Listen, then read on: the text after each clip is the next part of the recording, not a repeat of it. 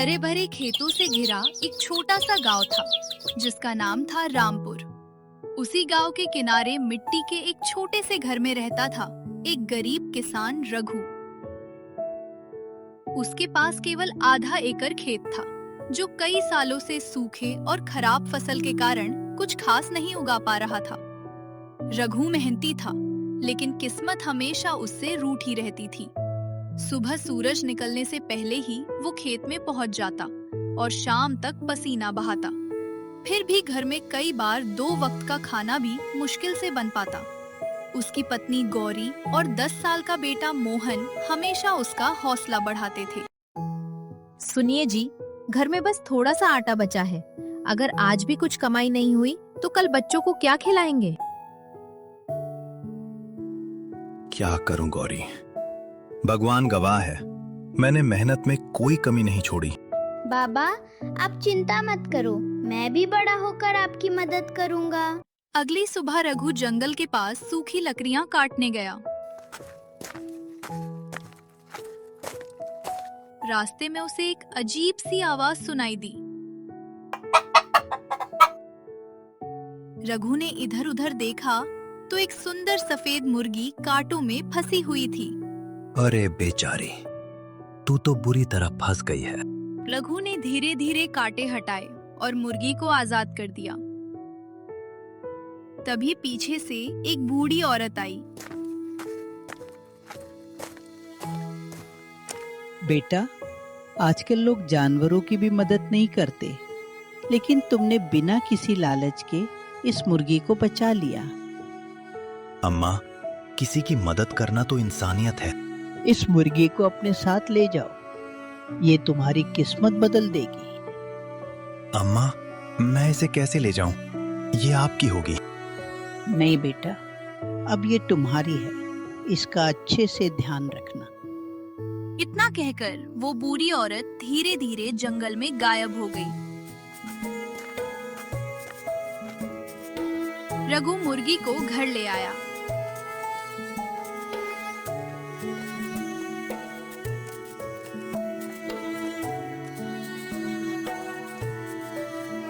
गौरी और मोहन उसे देखकर खुश हो गए। कम से कम अब रोज अंडे तो मिल जाएंगे।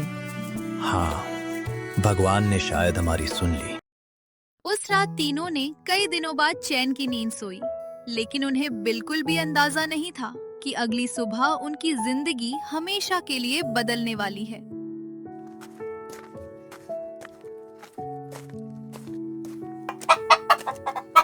सुबह जैसे ही रघु मुर्गी के दड़बे में गया, उसकी नजर एक चमकती हुई चीज पर पड़ी। वो अंडा पूरी तरह सोने का था। रघु की आंखें हैरानी से फैल गईं।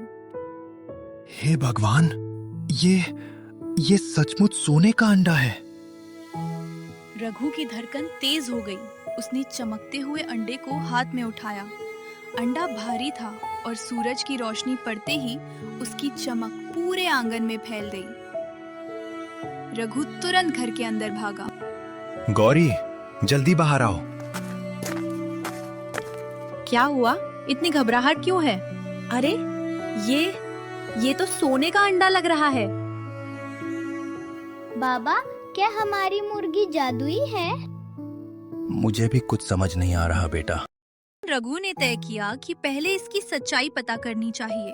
वो अंडा लेकर पास के कस्बे में सुनार के पास पहुंचा।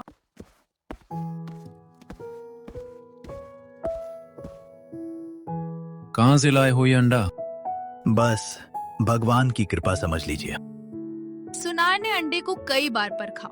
कुछ देर बाद उसकी आंखें बड़ी हो गईं। ये तो बिल्कुल खरा सोना है। सच? हाँ, अगर बेचोगे तो तुम्हें बहुत अच्छे पैसे मिलेंगे। रघु ने अंडा बेच दिया।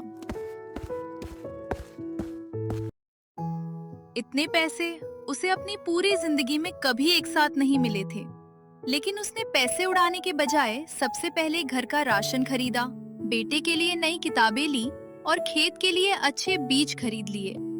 देखो जी, भगवान ने हमें मौका दिया है, इसे संभाल कर खर्च करेंगे। हाँ, अब कभी फिजूल खर्ची नहीं करेंगे। अगली सुबह फिर वही हुआ। मुर्गी ने एक और सोने का अंडा दिया। अब रघु को यकीन हो गया कि ये कोई साधारण मुर्गी नहीं है। धीरे धीरे हर दिन एक सोने का अंडा मिलने लगा। कुछ ही महीनों में उसका टूटा फूटा घर पक्के मकान में बदल गया। उसके खेतों में नई मशीनें आ गईं। गांव वाले हैरान थे। अरे रघु तो कुछ महीनों में अमीर बन गया। जरूर इसे कहीं खजाना मिला है। नहीं, इसमें कोई बड़ा राज छिपा है। लेकिन पूरे गांव में एक आदमी ऐसा भी था जिसे रघु की खुशियां बिल्कुल पसंद नहीं थी। उसका नाम था लाला धनराज। वो गांव का सबसे लालची साहूकार था। रघु जैसा गरीब किसान इतना अमीर कैसे बन गया? इसका राज पता लगाओ। उसने अपने नौकर कालू को रघु के घर की जासूसी करने भेज दिया। रात होते ही कालू चुपके से रघु के घर के पीछे जाकर छिप गया। उसे बिल्कुल अंदाजा नहीं था कि आज रात उसे ऐसा राज देखने को मिलेगा जो पूरे गांव की किस्मत बदल सकता था। रात गहरा चुकी थी। चारों ओर सन्नाटा पसरा था। रघु का परिवार गहरी नींद में सो रहा था। लेकिन घर के पीछे झाड़ियों में छिपा कालू लाला धनराज के कहने पर हर चीज पर नजर रखे हुए था। उसकी आंखें मुर्गी के दड़बे पर टिकी थीं। आज तो पता लगा कर ही रहूंगा कि रघु अमीर कैसे बना था। सुबह सूरज की पहली किरण के साथ मुर्गी ने फिर एक अंडा दिया। कुछ ही देर बाद रघु दड़बे के पास पहुंचा।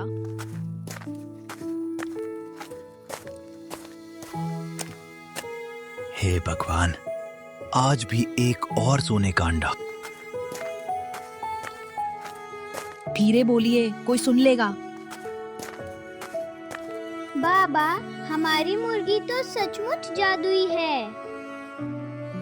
झाड़ियों में छिपा कालू ये सब अपनी आंखों से देख चुका था। वो बिना देर किए दौड़ता हुआ लाला धनराज की हवेली पहुंचा। मालिक, राज मिल गया। जल्दी बता। रघु के पास एक ऐसी मुर्गी है जो हर सुबह सोने का अंडा देती है। धनराज की आंखों में लालच चमक उठा।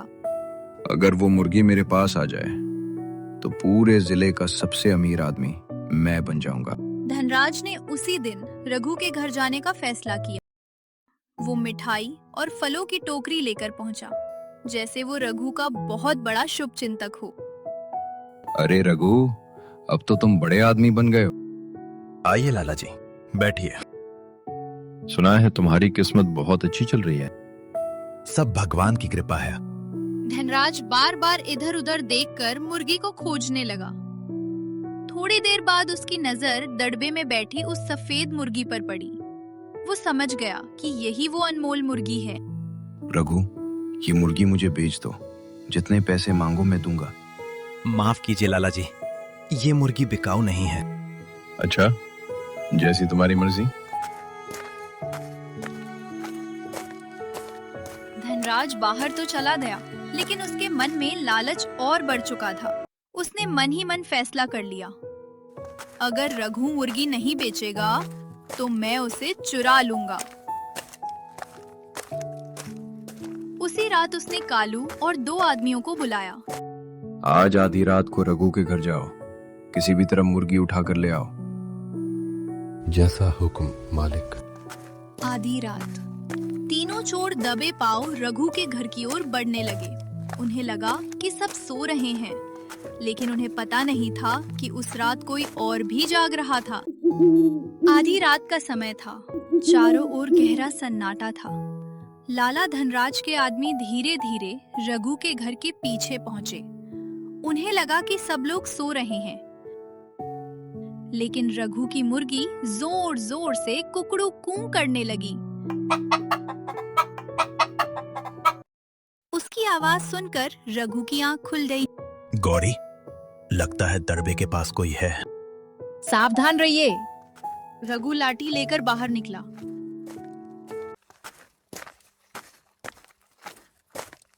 उसी समय कालू मुर्गी को उठाने ही वाला था। कौन है वहां? घबराकर तीनों चोर भागने लगे। शोर सुनकर गांव वाले भी अपने अपने घरों से बाहर निकल आए। कुछ ही देर में तीनों चोर पकड़ लिए गए। सच सच बताओ, तुम्हें किसने भेजा है? हमें लाला धनराज ने भेजा था। उसी ने मुर्गी चुराने को कहा था। पूरा गांव हैरान रह गया। कुछ देर बाद धनराज को भी बुलाया गया। धनराज, तुम्हें शर्म नहीं आई? मेहनती किसान की चीज चुराने चले थे। धनराज शर्म से सिर झुका लिया। मुझसे बहुत बड़ी गलती हो गई। लालच ने मेरी अकल छीन ली। मुझे माफ कर दो। रघु कुछ देर तक चुप रहा, फिर उसने मुस्कुराकर धनराज की ओर देखा। गलती हर इंसान से होती है। अगर तुम्हें सच में अपनी गलती का पछतावा है तो मैं तुम्हें माफ करता हूं। धनराज की आंखों में आंसू आ गए। आज से मैं किसी गरीब का हक नहीं छीनूंगा। रघु ने सोने के अंडों से मिली दौलत सिर्फ अपने लिए नहीं रखी। उसने गांव में एक नया स्कूल बनवाया, गरीब किसानों की मदद की, कुएं खुदवाए और जरूरतमंद परिवारों को मुफ्त बीज और खेती के औजार दिए। धीरे धीरे पूरा गांव खुशहाल हो गया। एक सुबह रघु जब मुर्गी के दड़बे में गया तो उसने देखा कि वहां कोई सोने का अंडा नहीं था। मुर्गी शांत बैठी थी। रघु मुस्कुराया। आज अंडा नहीं दिया? शायद भगवान हमें इतना ही देना चाहते थे। जितना मिला वही बहुत है। उसी समय मुर्गी ने धीरे से कुकड़ू कू की और खुले आकाश की ओर उड़ गई। रघु और उसका परिवार उसे जाते हुए देखते रहे। उस दिन रघु समझ गया कि असली दौलत सोने के अंडे नहीं, बल्कि मेहनत, ईमानदारी, संतोष और दूसरों की मदद करने का दिल है। मुर्गी के उड़ जाने के बाद कई महीने बीत गए। रघु अब भी पहले की तरह मेहनत से खेती करता था। गांव के लोग उसकी इज्जत करते थे क्योंकि उसने अपनी दौलत का इस्तेमाल दूसरों की मदद के लिए किया था। एक दिन गांव में भयंकर सूखा पड़ गया। खेत सूखने लगे, कुएं खाली हो गए और किसानों के सामने फिर से भूख का संकट खड़ा हो गया। रघु भाई, इस बार तो फसल पूरी बर्बाद हो जाएगी। हिम्मत मत हारो, हम सब मिलकर कोई रास्ता निकालेंगे।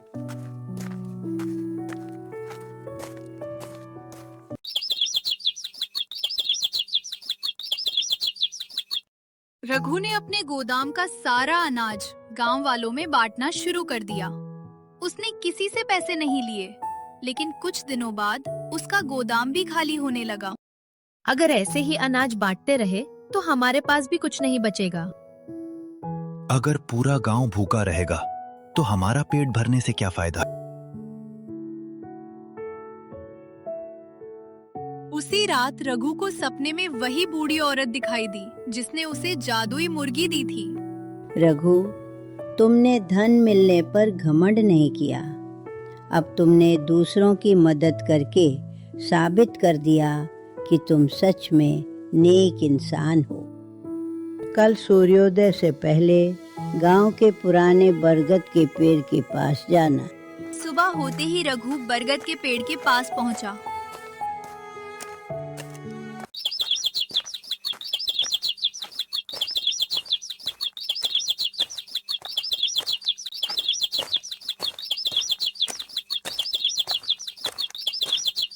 वहां जमीन पर एक छोटा सा चमकता हुआ बीज पड़ा था।